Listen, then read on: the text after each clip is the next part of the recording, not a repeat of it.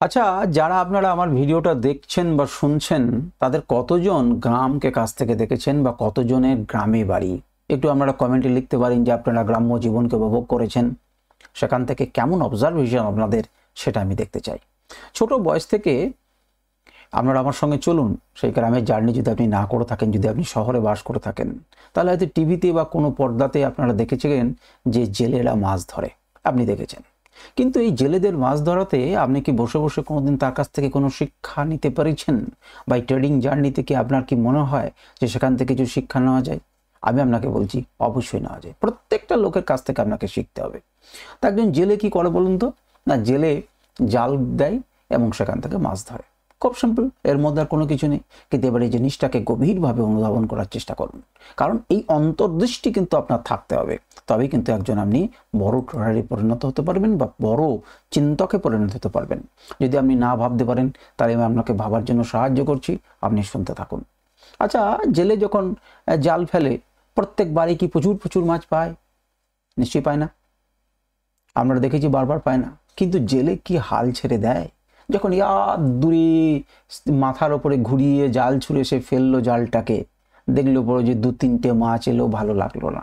কিন্তু জেলে কি হাল ছেড়ে দেয়? হাল ছেড়ে দেন না তিনি। তিনি কি করেন? আবার নিয়ম করে তিনি জাল ফেলেন।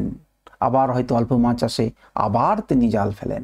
অর্থাৎ মাছ ধরার জন্য জাল যখন সে ছুঁড়েও মাছ ধরা পড়ে না, তখন কিন্তু জেলে জাল ফেলে, পুকুর ফেলে জায়গা থেকে পালিয়ে যায় না। সে দ্বিতীয়বার, তৃতীয়বার, চতুর্থবার, পঞ্চমবার চেষ্টা করতে থাকে এবং শেষ পর্যন্ত মাছ কি ধরে।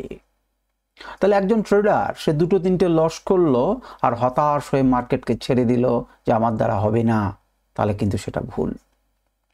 তাহলে কি স্যার 2-3টে লস হবার পর আমি কিন্তু লস করেই যাব? না, তা করবেন না। কিন্তু আপনাকে বোঝার চেষ্টা করতে হবে যে কোন জায়গাতে আপনার ত্রুটি হচ্ছে। জেলেকে দেখতে হবে যে আমি কি ভুল জায়গাতে বা ভুল পুকুরে মাছ ফেলছি, জাল ফেলছি না তো, যেখানে একটাও মাছ নেই। তো সারা জীবন যদি একটা পুকুরে মাছ না থাকে, সেখানে যদি আপনি খেয়েই যান, তাহলে কি আপনি জাল পাবেন, মাছ পাবেন? মাছ পাবেন না। আপনি পুকুরের নোংরাগুলোই আপনার কপালে উঠবে। তাহলে আপনাকে পুকুর নির্বাচন করতে হবে, সঠিক পুকুর যেখানে মাছ আছে, সঠিক জায়গা নির্বাচন করতে হবে। দরকার হলে পরে বড় পুকুর হলে আগে থেকে চার দিয়ে রাখতে হবে। এই সমস্ত কিছু বোধ বুদ্ধি আপনাকে করতে হবে।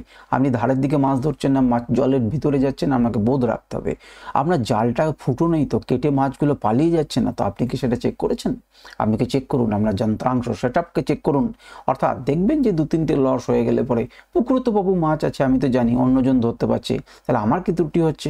একই জায়গাতে ধরছি, তাহলে আমার জাল নষ্ট হয়ে যায়নি তো, আমার সেটআপটা গোলমাল নেই তো, আমার শিক্ষাতে গোলমাল নেই তো, আমি ঠিক করে পারছি তো, আমার জালের মধ্যে যে ছোট ছোট ভারী ভারী জিনিসগুলো থাকে সেগুলো খুব হালকা নয় তো, যে বেশি ডিপে যেতে পারছে না, জলের বেশি ডিপে যেতে পারছে না। অর্থাৎ আপনার নলেজটা খুব ডিপ নলেজ না উপরের ভাষার নলেজ, আপনি এগুলোকে চেক করুন। আপনি চেক করলে বুঝতে পারবেন। আরও স্প্লিট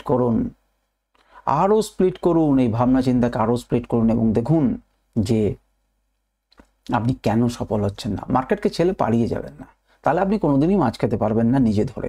লোকে আনলে পরে আপনার খানিক দেবে, একটা লেজা ভাঙা দিল কি মুড়ো ভাঙা দিল, দেরি দেরি করে লাফাতে হবে, সে যদি দয়া করে দেয় তাহলে আপনি পাবেন। তাহলে এখানে কি দেখলাম? জেলের কাছ থেকে কি শিখলাম? ধৈর্য। আর কি শিখলাম? নিয়ম। ধৈর্য এবং নিয়ম। আমি আপনাদেরকে আরও 20টা এই জেলেকে দিয়ে আমি বলতে পারি, কিন্তু এইটুকু দিয়ে আপনাকে ভাবনা চিন্তার জন্য আপনাকে ছেড়ে দিলাম। আমি অনেকগুলো এই ধরনের বাস্তব উদাহরণ দিয়ে আপনাদেরকে বোঝানোর চেষ্টা করছি, সহজে আপনাদেরকে শেয়ার মার্কেট শেখানোর চেষ্টা করছি। আশা করি যে আপনারা এইগুলোকে না মন থেকে দূরে ফেলে দিচ্ছেন না। আপনার অবসর সময়ে, আপনার একাকী সময়ে এই কথাগুলোকে নিয়ে ভাববেন এবং বোঝার চেষ্টা করবেন। তাহলে পরে আমার পরিশ্রমটা সার্থক হবে এবং আমি মনে করব যে আমি আপনাদেরকে কিছু বোঝাতে পারলাম। দয়া করে আপনারা সেটা করবেন। আজকে ভিডিও পর্যন্তই। এই বিষয়ে আর নতুন কিছু বলার নেই। নমস্কার, ধন্যবাদ।